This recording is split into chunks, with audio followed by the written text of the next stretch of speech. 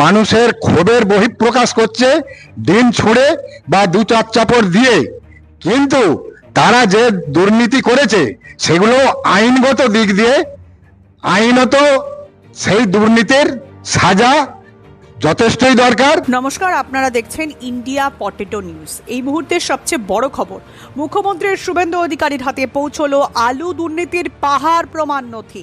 ব্যবসায়ী সমিতির পক্ষ থেকে একটি লিখিত অভিযোগ এবং সমস্ত প্রমাণ সম্বলিত একটি পেন ড্রাইভ সরাসরি মুখ্যমন্ত্রীর দপ্তরে জমা দেওয়া হয়েছে। সূত্রের খবর, আগামী সপ্তাহে আইনজীবীদের সঙ্গে চূড়ান্ত পরামর্শ সেরে বড় সড় আইনি পদক্ষেপ নিতে চলেছে আলু ব্যবসায়ী সমিতি। এই দুর্নীতিতে জড়িত প্রভাবশালী তৃণমূল নেতা, মন্ত্রী, পুলিশ এবং প্রশাসনের শীর্ষ আধিকারিকদের নামে দায়ের হতে চলেছে এফআইআর। অভিযোগের তালিকাটি বেশ দীর্ঘ, চাঞ্চল্যকর। প্রথমত, 2024 সালের বর্ডার কেলেঙ্কারি। ভিন রাজ্যে আলু রপ্তানি বন্ধ করে মোটা অঙ্কের টাকা নিয়ে বর্ডারে অবৈধভাবে আলুর গাড়ি পার করার অভিযোগ। দ্বিতীয়ত, ব্যবসায়ীদের আলু আত্মসাৎ। রাস্তা থেকে ব্যবসায়ীদের আলু বেআইনিভাবে বাজেয়াপ্ত করে বিক্রি করে দেওয়ার অভিযোগ। তৃতীয়ত, 2025 ও 26 সালের দ্বিচারিতা।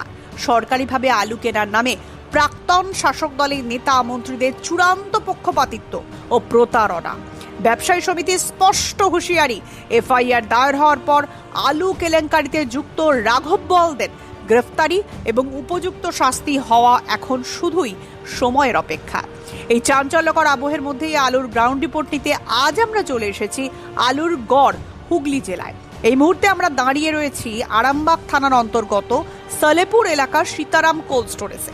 আজকের বাজারে বিভিন্ন প্রজাতির আলুর দর কেমন যাচ্ছে, বন্ডের দামই বা কত, আর সামগ্রিকভাবে আলুর বর্তমান পরিস্থিতি নিয়ে কি ভাবছেন চাষি ও ব্যবসায়ীরা, চলুন সরাসরি কথা বলে জেনে নেওয়া যাক।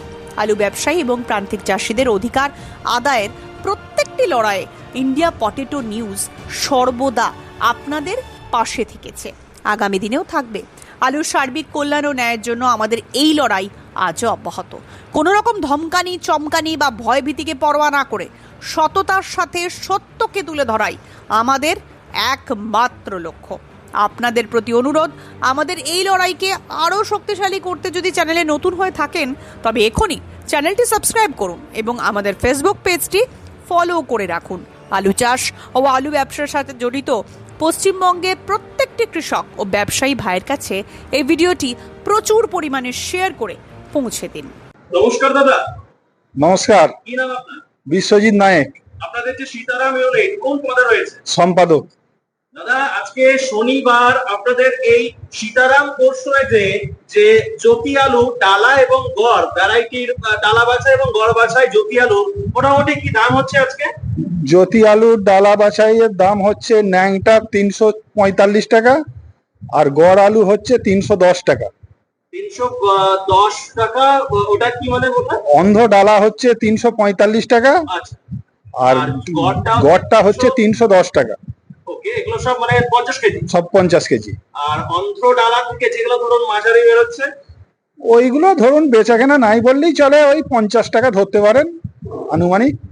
এখন তো সকাল 11:15 বাজছে, এখনো আমাদের বাছাই শুরু হয়নি নাকি? এখন শুধু জাস্ট এমনি বস্তাগুলো ফেলে মানে আলুগুলো ফেলে রাখা হয়েছে। আমাদের এখানে তো 11টার পর থেকে শুরু না, 10:30টায় টাইম হয়েছে, 10:30টা থেকে বাছাইটা স্টার্ট হবে। তো আর যেগুলো হচ্ছে ধরুন ক্যাট এবং কাট পিস, কি দাম হচ্ছে বাছাইগুলো? মোটামুটি ধরুন না, ওগুলো 50 টাকার আশপাশ। জ্যোতি আলু ছাড়া আর কি কি আলু আজকে আপনাদের এই সীতারাম কোল্ড স্টোরেজ থেকে নিকাশি হচ্ছে? বেশি নিকাশি হয়েছে জ্যোতিটাই, অল্প কিছু হিমাঙ্গিনী আছে। হিমাঙ্গিনীর কি দাম আছে আজকে? হিমাঙ্গিনী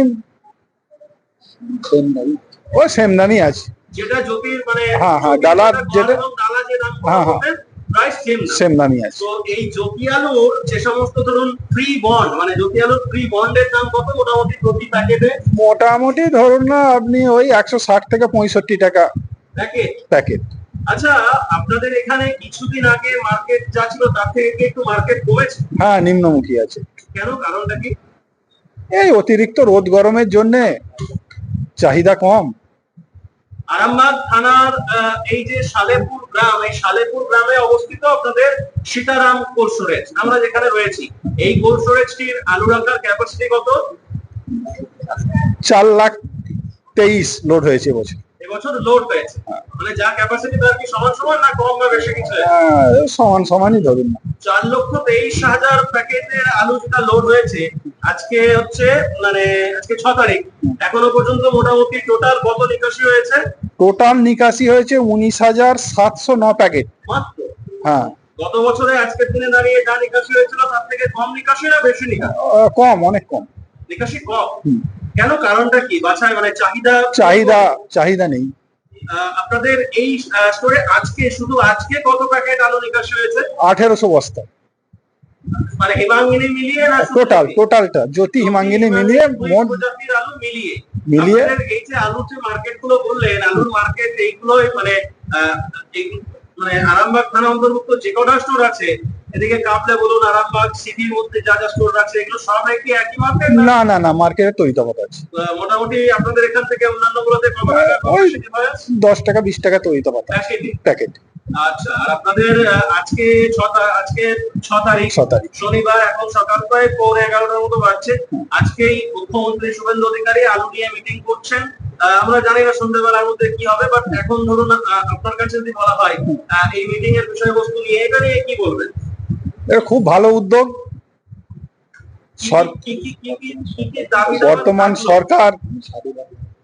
বর্তমান সরকারকে সাধুবাদ জানাই। আলু ব্যবসায়ীদের সঙ্গে নিয়ে এই যে হচ্ছে যৌথ উদ্যোগে এই 1 মাস সরকার গঠনের সময় থেকেই যে ব্যবসাদার দিকে যে সম্মানটা দিচ্ছে, খুবই আলুর উপর যে ভাবনা চিন্তা করছে, এতে আমরা খুবই আনন্দিত। নমস্কার দাদা, কি নাম আপনার? নমস্কার, আমার নাম সমীর বেতাল। আপনাদের যে সীতারাম ইউনিট, তার কোন পদে রয়েছে? আমি সভাপতির পদে আছি। গতকালকে আলু ব্যবসায়ী সমিতির রাজ্য কোর কমিটির মিটিং এ আমরা জানতে পেরেছি যে গত 2024 সালে আলুতে যে সমস্ত দুর্নীতি করেছে যে সমস্ত নেতা মন্ত্রী বা অন্যান্য আধিকারিকরা, তাদের বিরুদ্ধে আলু ব্যবসায়ী সমিতি এফআইআর করতে চলেছে। এটা নিয়ে আপনার মতামত কি থাকছে? দুর্নীতিবাজদের শাস্তি হওয়াই উচিত। আমরা এই সরকারকে সাধুবাদ জানাবো যদি দুর্নীতি যারা করেছেন, কারণ এই দুর্নীতির তাদের শাস্তি হোক, দুর্নীতিবাজদের শাস্তি হোক। কারণ এই চরম ক্ষতির মুখে, একবারে চরম, কৃষক থেকে লেবার থেকে ব্যবসাদার থেকে সবাই প্রচন্ড ক্ষতির মুখে পড়েছেন এই আলুর সঙ্গে যারা যুক্ত। অতএব যাদের এই ভবিষ্যৎ রুটি রুজি কেড়ে নিয়েছে যারা দুর্নীতিবাজরা, তাদের শাস্তি হোক, এটাই কামনা করব এবং নতুন সরকারের কাছে আবেদন থাকবে আমাদের। শুধুমাত্র আগের সরকারের যে কালো কারনামা সেগুলো নিয়ে নয়, নতুন সরকারের কাছে আলু ব্যবসায়ী সমিতির তরফ থেকে মানে কালকে 2টো চিঠি বোধহয় দেওয়া হয়েছে, যে আরেকটা জিনিস যাতে বর্তমান সিচুয়েশনটা টোটাল কি রয়েছে বা কি কি সিস্টেম গুলো ঠিক হওয়া দরকার আলুর ক্ষেত্রে, সেগুলো নিয়েও মানে চিঠি লেখা হয়েছে। আমি সেটা নিজে দেখেছি, পড়েওছি। তো এই সমস্ত দিকগুলো বিচার বিবেচনা করে আপনার কি মনে হয় আমাদের নতুন যে সরকার, বাংলা দেওয়ালির সরকার, আলুতে মানবিক দৃষ্টি কতটা দেখাতে পারেন বলে মনে হয়, বা এই ইকোনমি ব্যাপারগুলো একটু যদি বলেন? শুনুন, ভবিষ্যৎ তো বলতে পারবো না, তবে ওনাদের যে এই উদ্যোগ 1 মাসের মধ্যে যে আমাদেরকে একটা গুরুত্ব দিয়ে, বা আলু যে একটা দেশের অর্থনৈতিক ফসল, অর্থকরী ফসল, সেইটা নিয়ে যে চিন্তা ভাবনা ওনারা করছেন, এইটার জন্য ওনাদেরকে সাধুবাদ জানাবো। কতটা করতে পারবেন না পারবেন সেটা তো ভবিষ্যৎ বলবে, তবে আমরা আশাবাদী। আরামবাগ থানা অন্তর্ভুক্ত যে কটা স্টোর রয়েছে, ওদের 10-15টা টোটাল সব বললে, এদিকে কামলে থেকে শুরু করে সবকিছু বললে, সব থেকে কি নিকাশির গতি স্লো? অন্যান্য বছরের চেয়ে অনেক স্লো নিকাশি, মানে চাহিদা কম, এই আলুটা যোগান বেশি। এই আলুটা যেটা এখন ধরো নিকাশি হচ্ছে, এটা রাজ্যের মধ্যে বা রাজ্যের বাইরে কোথায় কোথায় গিয়ে বিক্রি হবে? রাজ্যের মধ্যেও বিক্রি হচ্ছে, রাজ্যের বাইরেও বিক্রি হচ্ছে।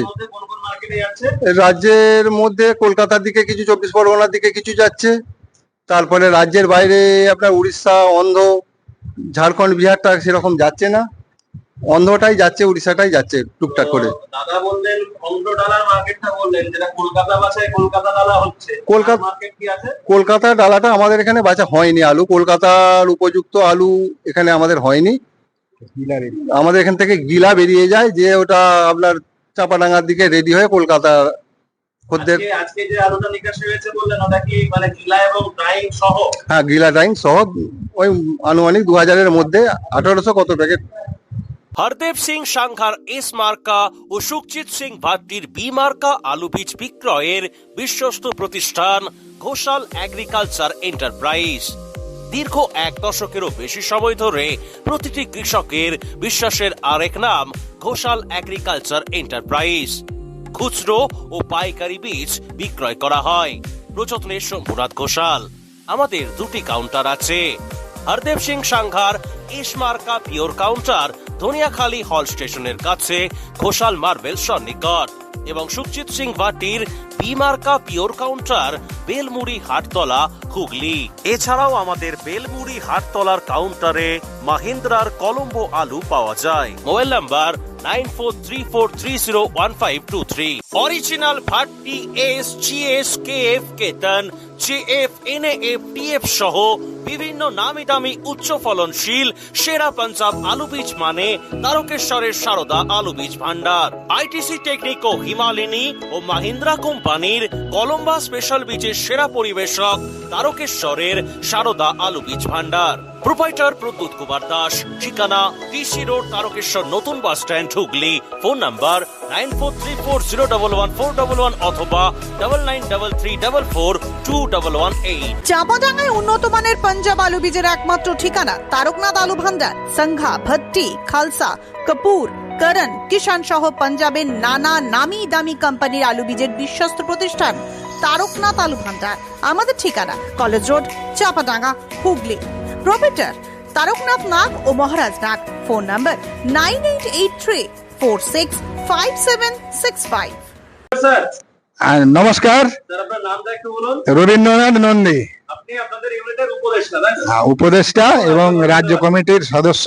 তো এই যে আচ্ছা। আপনাদের রাজ্য কমিটিকে এখন প্রত্যেকে সাধুবাদ জানাচ্ছে, সাবাসী দিচ্ছে এবং বিভিন্ন গ্রুপে বিভিন্ন রকম প্রশংসামূলক কথাবার্তা লেখা চলছে এই এফআইআর এর বিষয়টা নিয়ে। আবার কেউ কেউ বলছেন এটা আরো আগে করা দরকার ছিল তৃণমূলের আমলে। এটা নিয়ে কি বলবেন? এটা নিয়ে বলবো, এটা ছিল আমাদের ভয়ের সরকার, কিন্তু যার জন্য আমরা ভয় ভীতির জন্য আমরা সরকারের এগনেস্টে কিছু বলতে পারিনি। কিন্তু এখন বর্তমান সরকার পরিষ্কার ঘোষণা করে দিয়েছে ভরসা ইন, ভয় আউট। যার জন্যই আমরা স্বাধীনভাবে এই আমাদের যে সমস্যার ব্যাপারটা মোকাবিলা করতে পারছি, এবং আমাদের বিরুদ্ধে যে দুর্নীতি হয়েছিল সেই দুর্নীতিগুলোর আজকে প্রতিবাদ করার আমাদের সময় এসেছে। সেই জন্যই আমরা রাজ্য কমিটি ভাবে এবারেতে আমাদের যা যে প্রতিবাদ সেইটা আমরা বর্তমান রাজ্য সরকারের সঙ্গে হাত মিলিয়ে সেগুলো করার চেষ্টা করছি। একটা কথা শুনে আপনার মুখে খুব ভালো লাগলো, এই যে বললেন যে ভয় আউট ভরসা ইন। এইটার জন্যই হয়তো শুধুমাত্র আলু সেক্টর বলে নয়, আলু বাদে যে সমস্ত সেক্টরে যারা যারা দুর্নীতি করেছেন আজকে প্রত্যেকের ওপর রীতিমতো ডিম থেরাপি হচ্ছে। মানে তাদেরকে দেখতে পেলেই লোকে পচা ডিম ছুটছে। আমি নাম বলছি না, তবু হচ্ছে এই দুর্নীতি বা যারা, তাদের জন্য কি শুধু এটাই শাস্তি, নাকি এর থেকে আরো ভয়ঙ্কর কিছু শাস্তি তাদের জন্য? সেটা সাময়িকভাবে তাদের মানুষের ক্ষোভের বহিঃপ্রকাশ করছে দিন ছুড়ে বা 2-4 চাপড় দিয়ে, কিন্তু তারা যে দুর্নীতি করেছে সেগুলো আইনগত দিক দিয়ে আইনত সেই দুর্নীতির সাজা যথেষ্টই দরকার, এবং যে যে ধরনের অপরাধ করেছে তাকে সে ধরনের আইনানুগ শাসন, আইনের শাসন দেওয়া দরকার বলে আমরা মনে করছি। এটা খুবই ভালো উদ্যোগ সরকারের, এটাকে আমরা সাধুবাদ জানাচ্ছি। এই বছরে রবীন্দ্রনাথ বাবু, আমরা জানি গোটা পশ্চিমবাংলায় আপনাদের সমিতির হিসেবে, অফিসিয়াল হিসেবে 16 কোটি 1 লক্ষ প্যাকেট আলু লোড হয়েছে, যার মধ্যে গত মাস অর্থাৎ এপ্রিল এবং মে মাস মিলিয়ে নিয়ার অ্যাবাউট 5% মতো আলু নিকাশি হয়েছে। এই এত পরিমাণ আলু শুধুমাত্র খাদ্য হিসেবে খেয়ে কি নিকাশি সম্ভব? পরামর্শ দিন।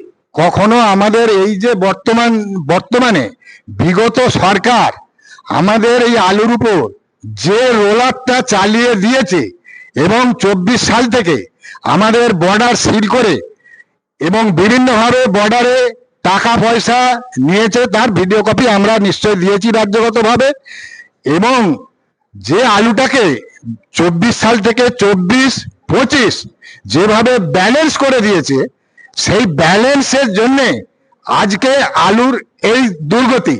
সুতরাং এই বছর এখনই এই আলুটার ব্যালেন্স কাটানো সম্ভব নয়। তবে আমাদের এই নতুন সরকার যদি আলুটাকে শিল্পের কাজে ব্যবহার করতে পারে, অবিলম্বে শিল্পের কাজে ব্যবহার করে ভিন রাষ্ট্রে যদি এটাকে পাঠানো যায়, তাহলে কিন্তু এই আলুটা অনেকটাই সুরাহা হবে। যেমন আমাদের হুগলিতে একটা আলু ভিত্তিক শিল্প, এবং বর্ধমানে শিল্প, বাঁকুড়ায় শিল্প, পশ্চিম মেদিনীপুরে শিল্প, এইসব জায়গায় যদি আলু ভিত্তিক শিল্প করে আলুটাকে বিভিন্ন রাষ্ট্রে এটা যদি পৌঁছে দেওয়া যায়, তাহলে এইটা প্রক্রিয়াকরণ করে, তাহলে কিন্তু এটা আমাদের আলুটা কিছু সুরাহা হবে।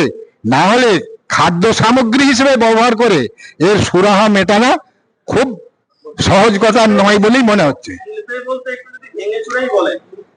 হ্যাঁ, মানে শিল্পে বলতে মানে শিল্পে বলতে যদি এই আলুটাকে বিভিন্নভাবে প্রক্রিয়াকরণ করে, যেমন ড্রাস্ট করে এইটাকে যদি প্যাকেট করে সেটা বিভিন্ন রাষ্ট্রে যেখানে যার চাহিদা, এটাকে যদি একটা বাজার সৃষ্টি করা যায়, তাহলে এইটা বহু উপকারে আমাদের লাগবে। বিগত সরকারের সঙ্গে যিনি আমাদের ওই যিনি আমাদের ওই বিপণন মন্ত্রী ছিলেন, বেচারা কৃষি মন্ত্রী ছিলেন বেচারা মান্না মহাশয় এবং প্রদীপ মজুমদার, ওনাদের সাথে আমরা রাজ্য কমিটি ভাবে বহুবার মিটিং করেছি। ওনাদের বক্তব্য হচ্ছে আলুর দাম কেন বাড়ছে, ব্যবসাদাররা নাকি আলুর দাম বাড়িয়ে দিচ্ছে। এটা খুবই উপহাসের জিনিস, কারণ একজন মন্ত্রী হয়ে উনি জানতে পারছেন না যে আলুর দাম কিভাবে বাড়ে এবং কিভাবে কমে, কেন বাড়ে এবং কেন কমে। ওনার এই অর্থনৈতিক জ্ঞানটাও হয় না, বোধগম্যটাও হয় না। সেই রকম একটা মানুষ ছিলেন আমাদের এই মন্ত্রী বেচারাম মান্না। দেখুন, আলুর দাম চাহিদা এবং যোগানের উপর আলুর দাম, যে কোনো জিনিসের দাম বাড়ে। যখন চাহিদা বেশি হয় তখন জিনিসের দাম বাড়ে, যখন চাহিদা কম হয়, যোগান কম হয়, তখনই জিনিসটার দাম বাড়বে। আর যখন চাহিদা বেশি যোগান কম, অবশ্যই দাম বাড়লো। আর চাহিদা যখন ধরুন প্রচুর কম এবং যোগানটা যখন বেশি, তখন দাম কমবে। যেটা এই বছর এখনো পর্যন্ত ঘটছে, কারণ এখন সব জায়গায় খোলা আছে, কিন্তু চাহিদা কম, যোগান বেশি, অটোমেটিক ইকোনমিক পোর্শনে এইটার দাম কিন্তু ক্রমাগত কমছে। কিন্তু একটা মন্ত্রী হয়ে এটা আমাদের খুব উপহাসের জিনিস যে উনি বুঝতে পারছিলেন না যে আলুর দাম ব্যবসাদাররা কমাতে বাড়াতে পারে। এটা খুব হাস্যকর জিনিস বলেই আমাদের মনে হয়েছে। আচ্ছা, যে কোনো জিনিস আজকে আমাদের পশ্চিমবাংলায় আজকে আলুর চাষ হচ্ছে, এবং এই চাষটা উৎপাদন এবং বিপণন যদি ঠিক জায়গায় না থাকে, তাহলে উৎপাদনকারী উৎপাদন করে কিভাবে প্রফিট অর্জন করবে। কারণ আমরা যেটা বুঝি, উৎপাদনও চাই এবং তার সাথে সাথে বিপণনটাও ঠিক থাকতে হবে, তবে এইটাকে নিয়ন্ত্রণ রাখা যাবে। আগামী দিনে মুখ্যমন্ত্রী মহাশয় বিপণন ব্যবস্থাকে তার ক্ষমতা বলে এবং দর্ভ বলে এই আলুটাকে, বিপণনের জায়গাটাকে একদম পরিপূর্ণভাবে ধূলিসাৎ করে দিয়েছেন। কারণ ওনার বক্তব্য যে তাহলে দাম বৃদ্ধি পাবে, কিন্তু সরকারের উচিত কি না, সরকারের উচিত হচ্ছে যে যখন দাম বাড়ছে, সরকারের নির্দিষ্ট একটা কোটা আছে, আমাদের প্রত্যেকটা স্টোরে পশ্চিমবাংলায় একটা কোটা আছে সরকারের, সরকার সেখানেতে আলুটা সংরক্ষণ করে রাখবে এবং সংরক্ষণ করার ফলে চাষিরা একটু দামের মুখ দেখবে যখনই সরকার আলু কিনবে, এবং যখন দামটা বৃদ্ধি পাবে তখন সরকার সেই আলুকে নিকাশ করে বাজারটাকে কন্ট্রোল করবে। এইটাই হচ্ছে অর্থনীতির মূল ভারসাম্য।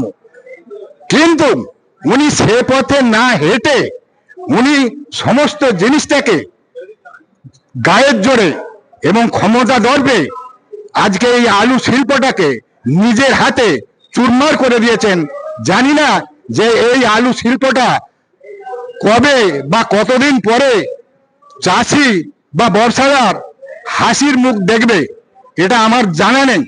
উনি যে অবস্থায় আজকে আলুটাকে করে দিয়েছেন, সেই আলুটা থেকে আমাদের বেরিয়ে আসা কি হবে, নতুন সরকার যদি প্রচুর পরিমাণে উদ্যোগ নেয় তবে আলু চাষি বাঁচবে এবং ব্যবসাদারও আগামী দিনে বাঁচবে এবং সকলের মুখে হাসি ফুটবে। এই অনুষ্ঠানে সম্প্রচারিত সমস্ত বক্তব্য বক্তাদের নিজস্ব ব্যক্তিগত মতামত। এই অনুষ্ঠান বাজারের নির্ধারক নয়। অনুগ্রহ করে ব্যবসায়িক পদক্ষেপের পূর্বে নিজের বিচার বুদ্ধি কাজে লাগিয়ে সিদ্ধান্ত নিন। আলু রাখা বাজারগত ঝুঁকি সাপেক্ষ। আলু রাখার পূর্বে ইন্ডিয়া পটেটো অ্যাপ থেকে বিগত বছরের লোডিং আনলোডিং রিপোর্ট ও তার পরিপ্রেক্ষিতে আলুর দামের ওঠানামা দেখে নিন। আলুর সব খবর এখন একটা অ্যাপেই। আলুর প্রাত্যহিক বাজার দর, আলুর সর্বভারতীয় বাজার দর, আলুর সকালের বাজার দর, লোডিং আনলোডিং রিপোর্ট, বিগত 10 বছরের আলুর তথ্য, সারা ভারতবর্ষের 20,000 আলু চাষী ও ব্যবসায়ীদের তথ্য এখন আপনার হাতের মুঠোয়। প্লে স্টোর থেকে আজই ডাউনলোড করুন India potato market rate app. 2012 সাল থেকে প্রতি মুহূর্তে আপনার সঙ্গে।